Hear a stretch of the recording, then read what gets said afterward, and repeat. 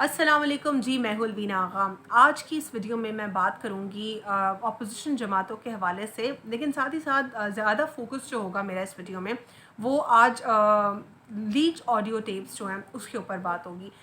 کہ کون سا آڈیو لیک ہوا، پھر اس کے بعد کون سا ریباٹل میں ایک آڈیو بنایا گیا،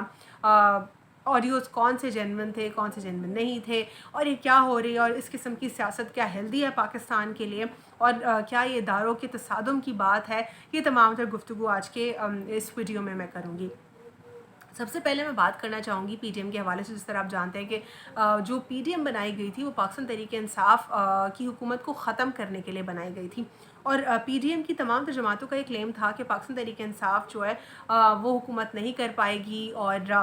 وہ ختم ہو جائے گی ان کی حکومت، عمران خان صاحب جو ہیں وہ پرائم منسٹر نہیں رہیں گے۔ لیکن کیٹیگوریکلی ایسا کچھ پاسبل نہیں ہوا، اور نہ دکھائی دیا کہ ایسا کچھ ہونے والا ہے یا ہوگا۔ اب بات کرتے ہیں ہم انڈیویجول کیپیسٹی میں پاکستان مسلم لیگ نون کی، کہ پی ڈی ایم سے سب سے زیادہ نقصان جو ہوا جس جماعت کو، وہ پاکستان مسلم لیگ نون کو ہوا۔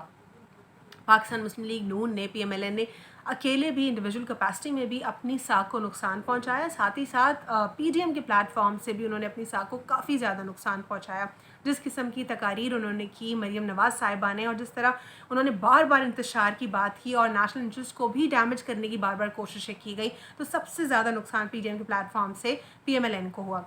اور دوسری جانب مولانا فضل الرحمان صاحب، جن کو پرائمریلی کہا گیا کہ وہ ایز اے میڈیٹر رہیں گے، وہ بڑے رہیں گے، وہ لیڈر رہیں گے، ان کا وہ رول اور ان کی وہ کیپیسٹی جو ہے وہ فیل دکھائی دی۔ اب بات کرتے ہیں مزید ہم اس سینیریو میں کہ آڈیو لیکس کے حوالے سے یہ آڈیو لیکس کا کیا معاملہ ہے۔ جس طرح آپ نے دیکھا کہ میاں ثاقب نثار صاحب کے حوالے سے ایک آڈیو ریلیز ہوئی، اور اس آڈیو میں کافی زیادہ شور سنا گیا۔ اس شور کو سننے کے بعد یہ دیکھا گیا کہ آخر جو بات ہوئی، گفتگو ہوئی، اس سے یہ ثابت کرنے کی کوشش کی گئی کہ کسی طریقے سے ان سے دباؤ سے فیصلہ کروایا گیا، اور ان کی پورے کیریکٹر کو، ان کے پورے پروفائل کو کویسچن کرنے کی کوشش کی گئی اس آڈیو لیکڈ آڈیو میں، اور اس لیکڈ آڈیو میں بہت زیادہ شور بھی سنائی دیا۔ اب اس کے بعد کیا ہوا کہ ایک ریباٹل میں سامنے ایک اور آڈیو بھی بنایا گیا،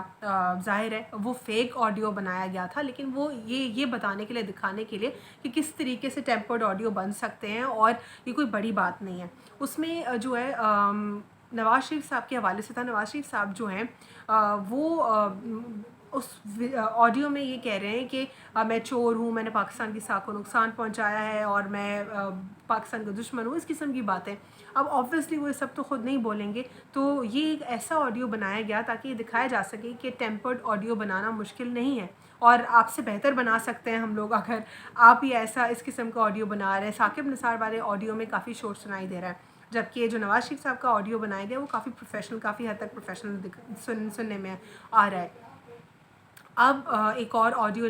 بھی لیک ہوا، جو کہ مریم نواز صاحبہ کا آڈیو تھا۔ مریم نواز صاحبہ کا آڈیو جس میں انہوں نے کچھ چینلز کے نام لیے، چینلز میں جو ہے ARY 92، چینل 24، سما، یہ سارے جو ہیں چینلز تھے، اور اس کے حوالے سے وہ کہتی ہیں کہ یہ جو ہے ان کو اشتہارات نہ دیں آپ، اور ان کے اشتہارات آج سے بند ہے، وہ ہمارے ساتھ کوآپریٹ نہیں کر رہے ہیں، یعنی کہ بائس رپورٹنگ۔ ان کو اپنے حساب سے صحافت چاہیے تھی، صحافت کو مولڈ کرنا ہے، کنٹرول کرنا ہے، جس طرح بھارت کے لیے جو بھارت سے ہی آوازیں اٹھتی ہیں، وہ کہتے ہیں کہ گودی میڈیا ہے، اور یہ مودی صاحب کے لیے کہا جاتا ہے کہ انہوں نے جو ہے اپنے کنٹرول میں کرنے کے لیے کیا۔ اسی طریقے سے پی ایم ایل این کی کوشش، لیکن جو چینلز انہوں نے بتائے، جو 4 چینلز انہوں نے مینشن کیے، وہ ان کے کنٹرول میں نہیں آ رہے تھے، اور اسی لیے انہوں نے ایڈز کی لالچ کی بات ان کو کہا کہ یہ ایڈز جو ہے ہمارے لیے نہیں ہے اپروپریٹ، تو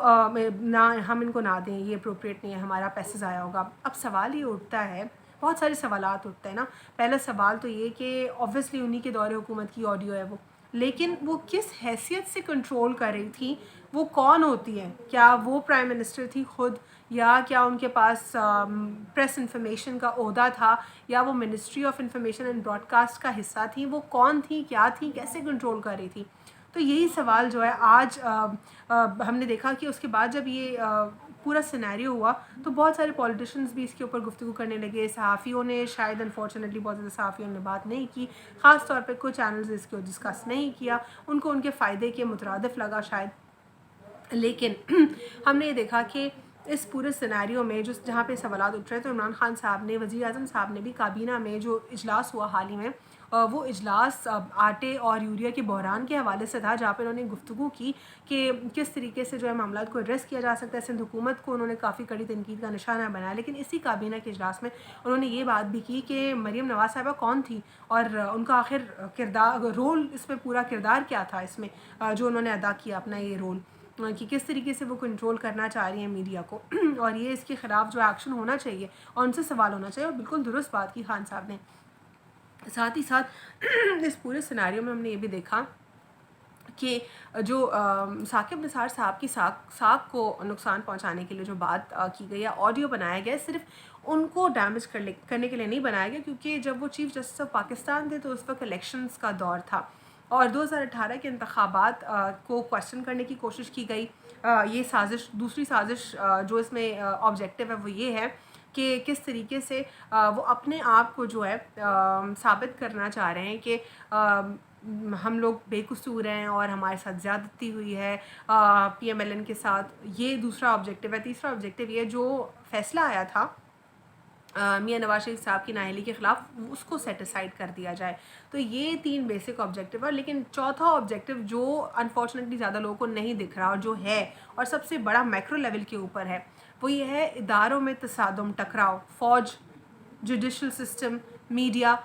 اسٹیٹ، سب کو ساتھ میں لڑوانا۔ سپورٹنگ پلر بھی لڑے، اسٹیٹ کے پلرز بھی لڑیں، لڑائی جھگڑا ہو، انتشار ہو، یہ ساری چیزیں ہیں جو کہ سامنے دیکھی جا رہی ہیں اور یہ بہت خطرناک ہے۔ اور یہ پاکستان کی ہسٹری میں پہلی مرتبہ ایسا ہوگا کہ کسی چیف جسٹس آف پاکستان کے خلاف کوئی کانسپریسی ہونا، پھر اس کے بعد ایک کمیشن فارم ہو جانا، انکوائری درخواست دائر کی گئی ہے کہ اس آڈیو کی انویسٹیگیشن ہو، لیکن 2 دن پرانی جو خبر ہے میں آپ کو اپڈیٹ کرتی چلوں، وہ اس نے پروو کر دیا ہے کہ وہ جو ثاقب نثار صاحب کا آڈیو تھا وہ فیک تھا۔ ایک انٹرنیشنل فرم سے ہی اس کا فورنسک کروایا گیا ہے، اور حکومت جو ہے اس پہ حکومت نے کہا کہ ہم اس کے اوپر کچھ نہیں کروا سکتے، کیونکہ یہ پوری ایک ججز کے حوالے سے ایک سچویشن ہے، سینسٹیو ایشو ہے، اور اس پہ اور کچھ انہوں نے اپنا سٹانس پیش کیا ہے کہ کیا وجہ ہے، وہ کیوں اس کے اوپر انکوائری نہیں کر سکتے، اور مریم نواز صاحبہ کو پرابلم ہے وہ کورٹ جائیں، کورٹ پہ جو ان کا آڈیو لیک کا معاملہ ہے اس کے اوپر وہ بات کریں۔ لیکن دوسری جانب ثاقب نثار صاحب جو ہیں انہوں نے اپنا ثاقب نثار صاحب کے آڈیو کے حوالے سے جو جرنلسٹ ہیں انہوں نے ایک والنٹیرلی جو ہے ایک کام کیا کہ جا کے وہ آڈیو کو دیکھے، چیک کرائیں فورنسک سے انٹرنیشنلی کہ یہ فیک ہے یا جینوین ہے۔ تو اس کی رپورٹ آ جائے گی، ڈیٹیل رپورٹ آ جائے گی، اور 2 دن قبل یہ پروو ہو گیا کہ وہ فیک آڈیو تھا۔ اور دوسری جانب ایک اور کردار جس کو میں ڈسکس کرتی چلوں گی، وہ احمد نورانی جرنلسٹ۔ آپ نے اگر ان کو فالو کیا تو وہ اپنے آپ کو سو کال انویسٹیگیٹو جرنلسٹ کہتے ہیں، اور ابھی حال ہی میں کچھ ایسی باتیں بھی چل رہی تھی کہ ان کی وائف کو بھی ہراس کرنے کی کوشش کی گئی اور اس قسم کی باتیں، لیکن احمد نورانی صاحب ہمیشہ ہیڈ لائنز میں اپنی منفی خبروں کے حوالے سے ہوتے ہیں۔ ان کو شاید ادارے پسند نہیں ہیں، چاہے وہ جوڈیشری ہو یا پھر فوج ہو۔ جوڈیشل سسٹم سے مجھے پرسنلی بھی بہت سارے اختلافات ہیں، جس طرح میں اس کے اوپر ایک اگلی ویڈیو ضرور کروں گی۔ جو پاکستان کی جوڈیشری سے مجھے بہت زیادہ سخت اختلاف ہے، وہ کس حوالے سے، لیکن ہم نے جو تہذیب کا دائرہ ہے اس کو کراس نہیں کرنا، ہم نے اس طریقے سے اٹیک نہیں کرنا اپنے کسی ادارے کے اوپر کہ وہ ان کو کویسچنیبل ہم بنا دیں۔ اور لیکن ان کی انفارچونیٹلی جس قسم کی رپورٹنگ ہوتی ہے وہ ایسی ہوتی ہے کہ جیسے ٹکراؤ اور تصادم کی طرف جانا بجائے کہ کنسٹرکٹیو جرنلزم کی طرف ہو جائے۔ اب اس پورے سینیریو میں ہم جہاں پہ یہ سب کچھ دیکھ رہے ہیں، وہاں پہ ایک چیز بہت ہی ایک عجیب سی وہ بات یہ ہے کہ احمد نورانی صاحب اپیرنٹلی، اگر ان کی 10 جولائی 2017 کی اگر میں خبر کو بتاؤں آپ کو جو شائع ہوئی تھی اخبار میں، وہ پینما جے آئی ٹی کے حوالے سے تھی،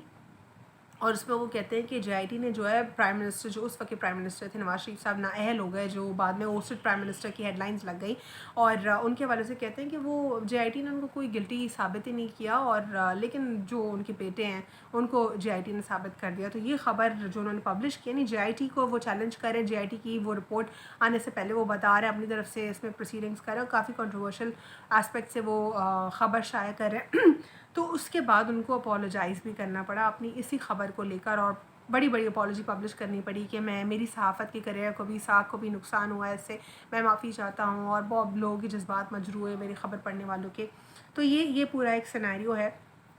جس کے اوپر میں چاہ رہی تھی کہ آپ کو اپڈیٹ کر دوں. اور میں اگلی ویڈیو میں چاہ رہی تھی کہ جوڈیشل سسٹم سے جو مجھے ایک بہت بڑا گلہ ہے پاکستان کے، دو گلے ہیں ویسے تو، اور لیکن ایک جو گلہ جو آج کل ہو رہا ہے، جس سے اتنے غریب لوگوں کی کالز آ رہی ہیں اور اتنی فرسٹریشن لیول